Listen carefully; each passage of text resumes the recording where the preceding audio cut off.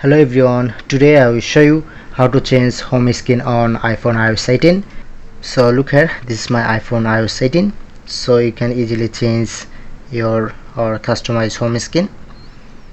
So long press. If you want to add or remove, click on to edit, to customize, app small and large, click on to dark or select dark mode. To if you want to add adjust, and if you want to customize your any color,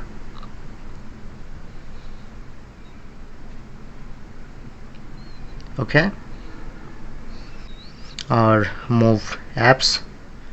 So long press,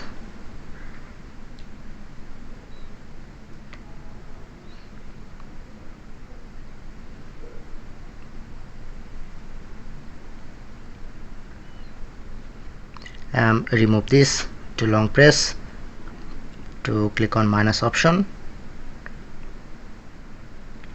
then remove, okay, and you can easily add again. So long press, click on to edit, to add widget, to selecting,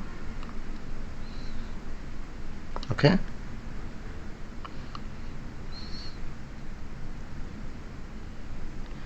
or